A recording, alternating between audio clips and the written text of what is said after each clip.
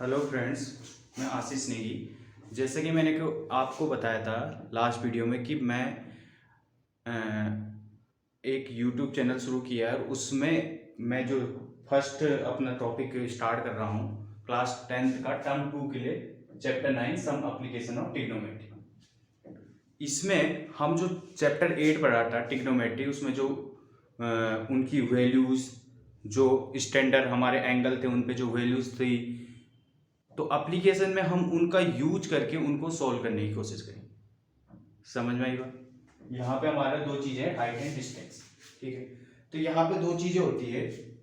Suppose ये हमारा कोई ग्राउंड लेवल है, ये हमारी ग्राउंड लेवल है, ग्राउंड लेवल। यहाँ पे कोई आदमी खड़ा है, कोई पर्सन खड़ा है, ठीक है, और ये बिल्डिंग है कोई, यहाँ पे कोई ऑब्जेक्ट है। अब इस आदमी ने यहां से इस ऑब्जेक्ट को देखना शुरू किया, तो उस जहां से वो देख रहा, यानी अपनी आई से उस ऑब्जेक्ट को देख रहा, तो उसकी जो आंखों की ये रे बन रही हो इस तरीके से बनेगी, और उसका जो आई लेवल होगा ये होगा। ये सपोज कोई ऑब्जेक्ट है और यहां पे आई ऑफ पर्सन। समझ में आएगा? तो ये जो लाइन है हमारी, ये इसको लाइन को बोलते हैं हम लाइन ऑफ साइट। समझ में आएगा? तो यानी लाइन ऑफ साइट मतलब वो लाइन जो हम ड्रॉ करते हैं फ्रॉम आई ऑफ ऑब्जर्वर, जो ऑब्जर्व कर रहा है, to the point in the object. मतलब ऑब्जर्वर के आई से जो ऑब्जेक्ट का पॉइंट जहां पे उसने ऑब्जर्व किया वहां तक की जो लाइन ड्रॉ होती है, उस लाइन को हम क्या बोलते हैं? Line of site. समझ में आई बात? अब line of angle of elevation. Angle of elevation यानी कि angle between line of site and जो उसके आई लेवल वाली जो लाइन है, यानी कि उसकी जो हॉरिजेंटल लाइन है, हॉरिजॉन्टल लाइन, यानी ये वाला जो एंगल है हमारा, ये एंगल ऑफ एलिवेशन। समझ में आई बात?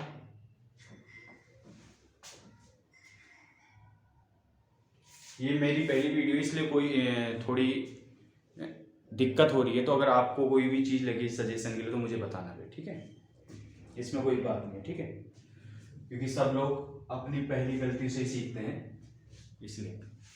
तो ये नए प्लेटफॉर्म में हर किसी को थोड़ा झिझक होती है, इसलिए तो मुझे सजेस्ट कर सकते हो आप, अगर आपको कोई भी लगे कमी कि यहाँ पे ये होना चाहिए, यहाँ पे ये होना चाहिए, ठीक है?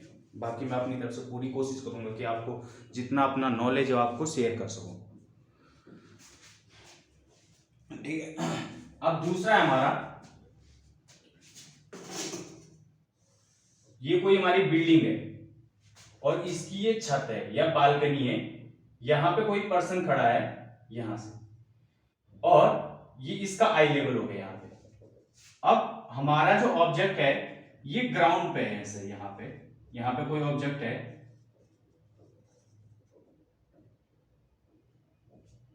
और ये आई ऑफ पर्सन। अब इस बार यहां पे इसके लिए क्या हो जाएगा? हॉरिजॉन्टल लाइन ही वाली हो जाएगी हमारी। अब इसने यहां से इसने देखना शुरू किया इस ऑब्जेक्ट को, तो लाइन ऑफ साइट हमारी यू बनेगी, you.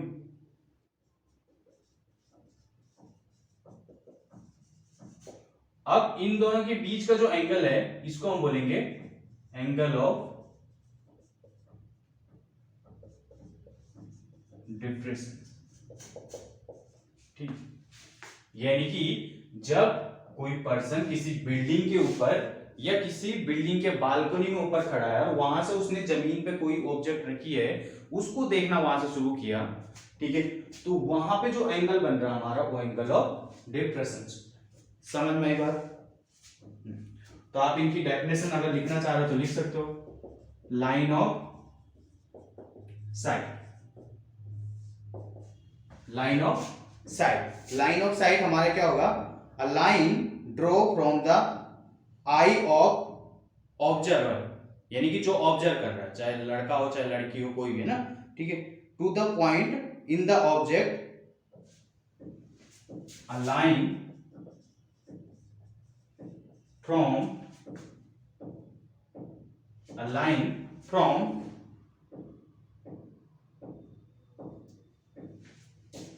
eye of the observer to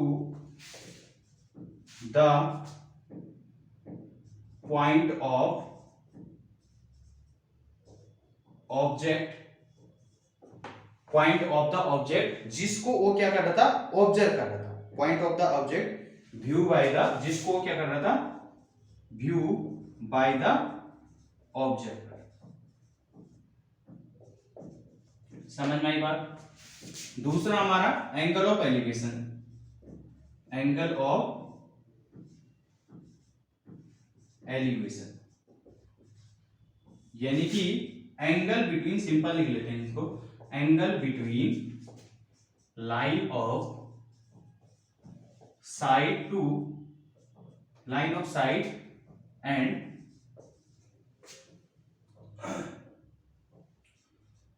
horizontal line. Horizontal line, horizontal line का मतलब यहां पे ब्रैकेट में लिख लो आई लेवल लाइन। तीसरी चीज है हमारी एंगल ऑफ डिप्रेशन, यानी कि angle between line of site and, simple वही हॉरिजॉन्टल लाइन, हॉरिजॉन्टल लाइन, ठीक है, हॉरिजॉन्टल में ना आई लेवल है, ठीक है। अब तुम्हें लग रहा होगा ये दोनों डेफिनेशन एक जैसी है, बट यहां पे क्या है, हॉरिजॉन्टल लाइन क्या है, जो एंगल है अबव द हॉरिजॉन्टल लाइन, यहां पे बिलो द हॉरिजॉन्टल लाइन, ठीक है। तो यानी कि angle between line of site and horizontal line, जो कि क्या है हमारा,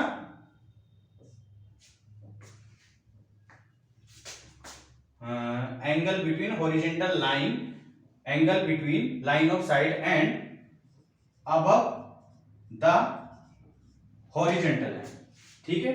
यहां पे below the end below the horizontal line. समझ में आई बात, इतना क्लियर है आपको,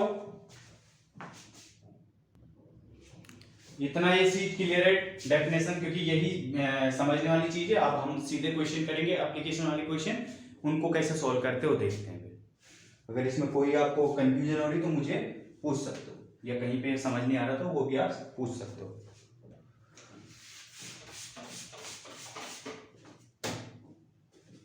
ठीक, अब इसका पहला ही एग्जांपल देखते हैं हम, उसके बाद सीधे एक्सरसाइज पे चलते हैं। पहला एग्जांपल करते हैं,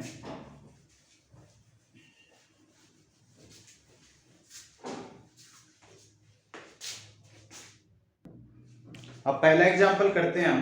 एग्जांपल 1 यहां पे दिया है, ए tower stand vertically on the ground. एक टावर वर्टिकली स्टैंड खड़ा है ऑन द ग्राउंड पे। तो आप बना लो सीधे, जैसे जैसे उसने बोला है, ये भी मान लो उसको। From a point on the ground, कोई पॉइंट है ग्राउंड पे, which is 15 metre away from the foot of the tower.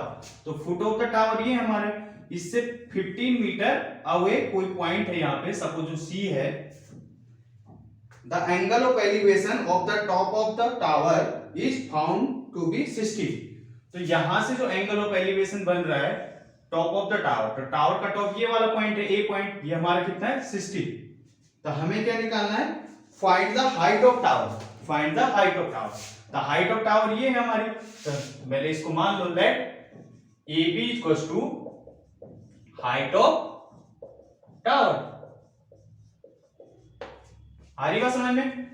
अब इन क्वेश्चनों में ये होता है कि जैसे एंगल ऑफ एलिवेशन या एंगल ऑफ डिस्पर्सन जो भी बन रहा है ना, तो जैसे ये था हमारा, या जैसे हमने वो बनाया था फिगर एंगल ऑफ एलिवेशन के लिए, ये कोई ऑब्जर्वर खड़ा था, ये ग्राउंड लेवल है, ये उसकी आई लेवल है, इसने यहां से देखना शुरू किया इस जो यहाँ पे ऑब्जेक्ट है, तो यहाँ पे जितना भी एंगल बन रहा, अब सपोज अगर हमें ये चीज गिवन है और ये चीज निकालनी है, तो हमें ये देखना है कि इन दोनों के साथ क्या रिलेशन होता है। ट्रिग्नोमेट्री जो हमारे 6 फंक्शन है, sine cos ten coat cosec और सेक, तो यहां क्या रिलेशन होता है, जो भी चीज दी है और जिसका निकालना है, या ये दिए तो क्या रिलेशन होता है। ठीक है, तो जैसे इसी क्वेश्चन में देख लीजिए, हमें क्या दिया है, ये दिया है, यानी बेस वाला दिया है। अगर हम ट्रायंगल करते हैं, ट्रायंगल एबीसी की बात करते हैं हम, तो हमें ये गिवन किया है, एंगल गिवन किया है, और हमें निकालना है हाइट ऑफ टावर। तो ये बेसिकली हमारा राइट एंगल ट्रायंगल बन गया। तो हमें ए बी निकालना है, यानी राइट एंगल ट्रायंगल में देखो एंगल सी के लिए ये क्या हो गया हमारा, परपेंडिकुलर। तो इस वाले में देखो, तो ये निकालना है, ये दिया हमें, तो कौन सा लग जाएगा, परपेंडिकुलर अपॉन बेस, यानी tan थीटा। अब थीटा हमारे पास कितना दिया है, 60, tan theta equals to AB upon BC, यानी कि AB यानी कि परपेंडिकुलर अपॉन बेस। अब tan 60 हमारा √3 होता है। ठीक है, ये जो लास्ट चैप्टर में हमने वैल्यूज निकालनी सीखी थी, AB हमारा ये हमें निकालना है, तो AB ऐसे रहने दो, BC हमारा 15 दिया है, ये 15 इधर आ जाएगा, तो 15 √3 इक्वल्स टू AB, ये मीटर में दिया है तो मीटर, तो that means height of tower कितना आ गया हमारा, 15 √3 मीटर। समझ में आई बात आपकी।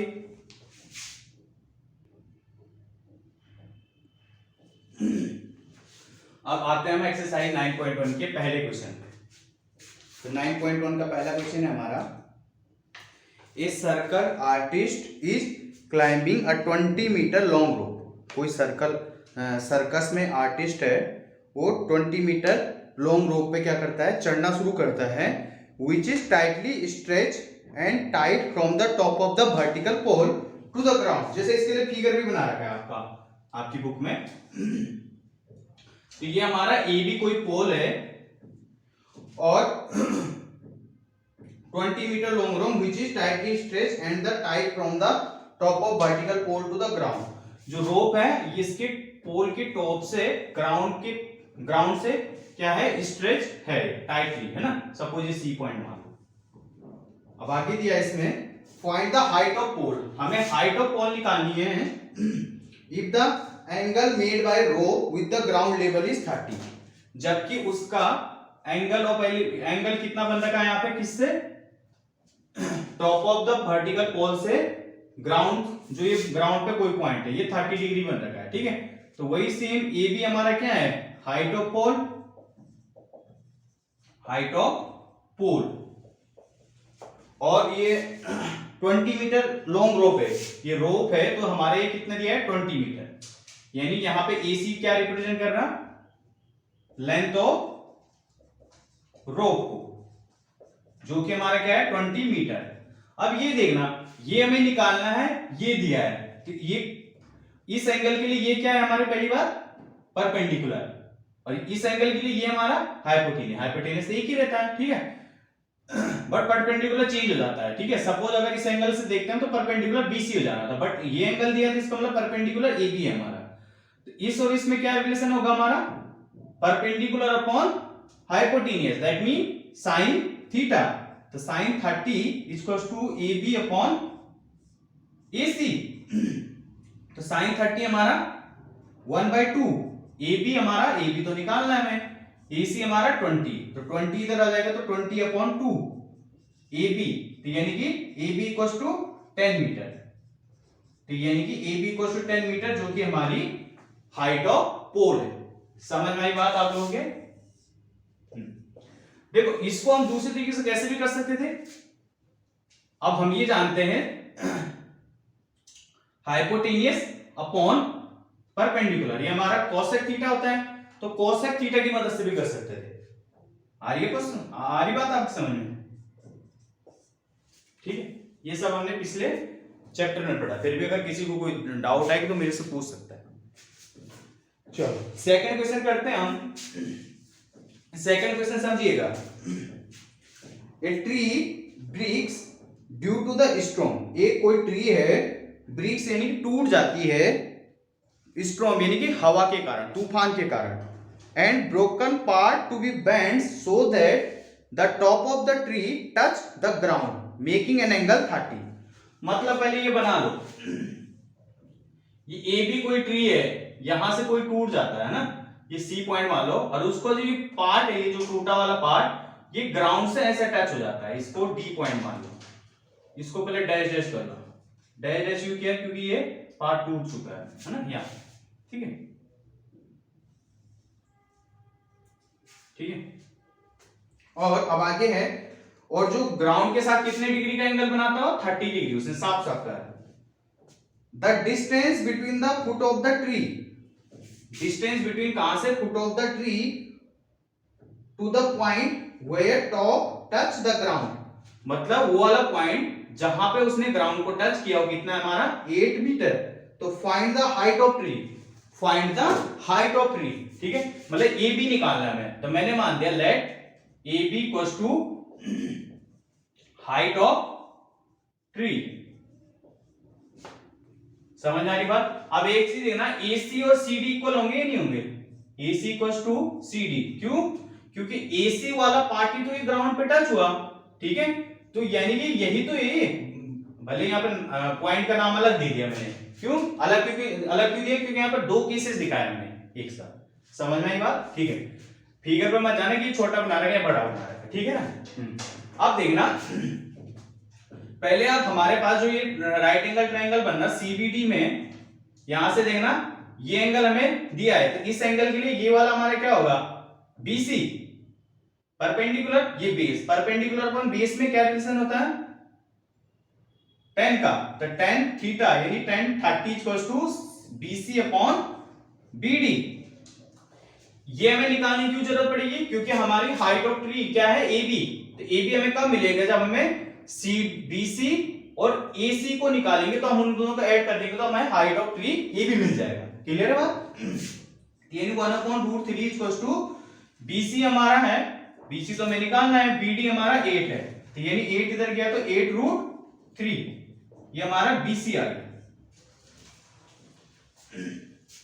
अब इसी में देखना, अब ये भी हमारे BC आ गया। अब या तो आप इसका और इसका रिलेशन देख सकते हो, क्योंकि ये आ जाएगा तो हमारे ये भी मिल जाएगा, क्योंकि ये दोनों इक्वल हैं, तो यानी ये निकालने के लिए इसके साथ निकाल सकते हो या इसके साथ भी निकाल सकते हो, तो किसी के साथ भी निकाल सकते हो। तो ये आ गया तो मैं इसी के साथ निकाला ना, ये पहले से, तो यानी कि बेस अपॉन, इस एंगल के लिए ये बेस होगा, बेस अपॉन हाइपोटेनियस, तो बेस अपॉन हाइपोटेनियस यानी कि cos 30 equals to BD upon CD, तो cos 30 यानी कि √3/2, BD हमारा है 8, CD तो हमें निकालना है, तो CD यहां गया 2 मल्टीप्लाई में उधर और √3 नीचे, तो 16 अपॉन √3। ये हमारी बात समझ में आ गई आपको। हाँ, अब यहां से देखना, अब AB हमें कब मिलेगा, जब हम AC प्लस BC करेंगे। अब AC और CD इक्वल टू, तो मैं AC के संग CD लिख सकता हूं, CD प्लस BC, तो AC हमारा कितना है 16√3 प्लस BC 8√3, इन दोनों को ऐड करोगे √3 LCM आ गया, 16 प्लस 8, जब सेम डिनोमिनेटर तो सेम डिनोमिनेटर आ जाता है, ऊपर का ऐड हो जाता है ना, ठीक है। तो यानी अब रेशनलाइज कर दो, तो 24√3 अपॉन √3 इंटू √3 3, इससे ये कट गया तो हमारा 8√3 आ गया। तो हमारी हाइट ऑफ द ट्री क्या आ गई यहाँ पे 8√3, तो मैं इसको यहां पे लिख रहा हूं, hence height of tree AB equals to 8√3 आ गया, 8√3 मीटर में ना, ये मीटर। समझ में आई बात आपके। क्वेश्चन नंबर 3 समझते हैं आप, 3 समझते हैं ना, फर्स्ट और सेकंड करा दिया ना मैंने। 3, a contractor plan to the install 2 slide, एक कॉन्ट्रैक्टर है प्लान करता है इंस्टॉल 2 स्लाइड लगाने के for the children to play in a park, मतलब बच्चों के खेलने के लिए। अब कंडीशन क्या दिया गया है, for the children below the age of 5, ठीक है, एक करता हो बिलो एज ऑफ 5 ईयर, तो उसके लिए क्या करता है, सी प्रेफर टू हैव स्लाइड, उनके लिए क्या करता है, जो वो प्रेफर करती है slide whose top is at the height of 1.5 metre, ठीक है, मतलब जिसका टॉप क्या है 1.5 मीटर, ठीक है, 1.5 मीटर है ना उस पे, and is inclined at angle 30 degree to the ground, और इसकी टॉप से इंक्लाइन माने बन रहा है हमारा कितने डिग्री का एंगल, 30 डिग्री का एंगल, एबीसी नाम दे दो इसको, ठीक है भाई। अब दूसरा, वेयर द एल्डर चिल्ड्रन ना, फॉर एल्डर चिल्ड्रन के लिए, फॉर एल्डर चिल्ड्रन के लिए she want to have steep slide to height 3 metre, ठीक है, उनके लिए कितना करता हूं slide 3 metre, sorry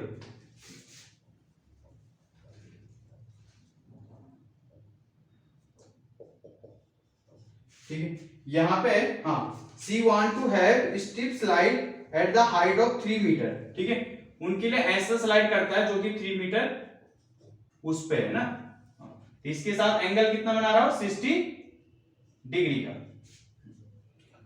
what should be the length of the slide in each case, ठीक है, इसको डी नाम दे दो, ठीक है, तो स्लाइड कौन सी है हमारी कि जिस पे फिसलते हैं ना ऐसे, तो यानी कि हमें ये स्लाइड निकालनी है, लेंथ ऑफ स्लाइड, यानी कि मैंने मान दिया लेट AC इक्वल्स टू यहां लेंथ ऑफ स्लाइड, किस केस में, जब बिलो एज 5 ईयर वाले बच्चों के लिए, यहां let DF equals to length of slide, किस केस में, फॉर एल्डर चिल्ड्रन के लिए। तो यहां से देखना, ये हमें निकालना है, ये गिवन क्या है, तो इस एंगल के लिए ये हमारा परपेंडिकुलर, ये हाइपोटेनियस, तो यानी कि tan 30 equals to AB upon perpendicular upon hypotenuse, that means perpendicular upon hypotenuse, ये हमारा sin 30 होगा ना, तो sin 30 1/2, AB हमारा 1.5 है, AC निकालना है, तो AC इधर ले आओ, क्रॉस मल्टीप्लाई 2 उधर जाके 1.5 into 2 यानी कि 3 मीटर, तो यानी कि हमारा क्या आ गया, AC इक्वल्स टू 3 मीटर, जो कि हमारा लेंथ ऑफ स्लाइड है फॉर एज ऑफ 5 ईयर वाले बच्चों के लिए, है ना। हाँ, अब यहां सेम हुई sin 60 equals to DE upon DF, यानी sin 60 √3 अपॉन 2, DE हमारा है 3, DF तो निकालना है हमें, DF क्रॉस मल्टीप्लाई कर दो, तो DF इधर आ जाएगा 2 उसके साथ 3 के साथ और √3 नीचे, तो यानी कि 6 √3 रेशनलाइज किया हमने, तो ये हमारा आ गया 6 √3, नीचे भी √3 से मल्टीप्लाई, तो √3 into √3 3 से ये कट गया, तो ये हमारा 2 √3 आ गया, 2 √3 मीटर हमारा क्या हो गया, लेंथ ऑफ स्लाइड फॉर किस केस में, जब हमारे पास बड़े बच्चे थे, फॉर अबव द 5 ईयर, समझ में आई बात।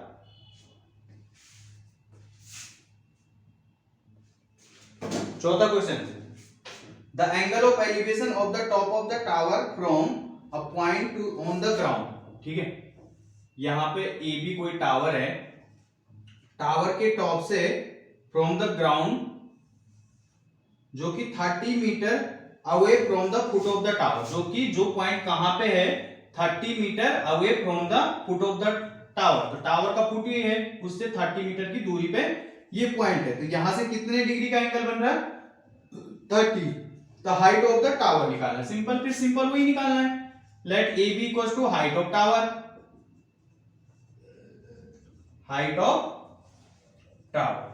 अब देखो इस एंगल के लिए ये हमारा क्या हो जाएगा, जो निकालना है परपेंडिकुलर, जो दे रखा है यहाँ पे बेस, तो परपेंडिकुलर अपॉन बेस 10, तो यानी कि tan 30 equals to A B upon B C, ये हमारा 1/√3 होता है tan 30, ए बी हमें निकालना है और बी सी 30, तो 30 इधर जाएगा तो 30√3 इक्वल्स टू ए बी, तो क्रॉस सॉरी रेशनलाइज किया 30√3 अपॉन √3 इंटू √3 3 से कट गया 10, तो ए बी हमारा क्या आ गया 10√3 मीटर, तो यानी कि ए बी हमारा क्या आ गया 10√3 मीटर, जो कि हाइट ऑफ टावर है। बात समझ में आई आपके? इसको आप कोड से भी कर सकते थे, तो कोड में उल्ट क्या हो जाना था, बेस अपॉन परपेंडिकुलर। पांचवा क्वेश्चन भी समझते हैं साथ साथ, ये लास्ट क्वेश्चन होगा आज की क्लास का। एक kite is flying at the height of 60 metre above the ground, ठीक है, एक काइट उड़ रहा है जो कि 60 मीटर अबव द ग्राउंड से है। अब आई बात आगे, the string attached to the kite is temporarily tied a point on the ground, ठीक है, और the inclination of string with the ground is 60 degree, इसको यहां से स्ट्रिंग किया जाता है, यानी बांध के ऐसे ग्राउंड से, जो कि 60 डिग्री का एंगल फॉर्म कर रहा है, ठीक है, इसको नाम दे दो ABC. Find the length of the string, हमें लेंथ ऑफ स्ट्रिंग निकालनी है, किस केस में, आगे क्या बोला, assuming the there is no slack in the string, no slack in the string मतलब कोई भी इस पे घुमाव नहीं है या मोड़ा नहीं है, यानी कि सीधा है, ठीक है ना। हाँ, ये हमारी क्या है स्ट्रिंग। हाँ, तो मैंने मान लिया let AC equals to length of string, length of string, तो यानी यहां पे ये हमें दे रखा है, इस एंगल के लिए ये हमारा परपेंडिकुलर हो गया, ये निकालना है, तो perpendicular upon hypotenuse sign theta, तो साइन 60 इक्वल्स टू परपेंडिकुलर हमारा AB और हाइपोटेनियस AC, तो परपेंडिकुलर अपॉन हाइपोटेनियस, तो साइन 60 √3/2, AB हमारा 60, AC हमारा ये दे रखा, तो क्रॉस मल्टीप्लाई किया तो √3 इंटू AC 60 इंटू 2, तो AC इक्वल्स टू 60 इंटू 2 यानी 120 अपॉन √3, तो रेशनलाइज कर देंगे तो 120 √3 अपॉन 3, क्योंकि √3 इंटू √3 3, ये कट गया तो हमारा ये 40√3 मीटर, तो लेंथ ऑफ स्ट्रिंग कितना आ गया हमारा 40√3 मीटर। समझ में आई बात? Length of string equals to 40√3 metre. समझ में आई बात? आज की क्लास में इतना ही करते हैं। आई होप आप लोगों को समझ में आया होगा। अगर कोई डाउट रहता तो आप मेरे से नेक्स्ट क्लास में क्वेरीज कर सकते हो। बाकी बताइएगा कैसा लगता है। Thank you.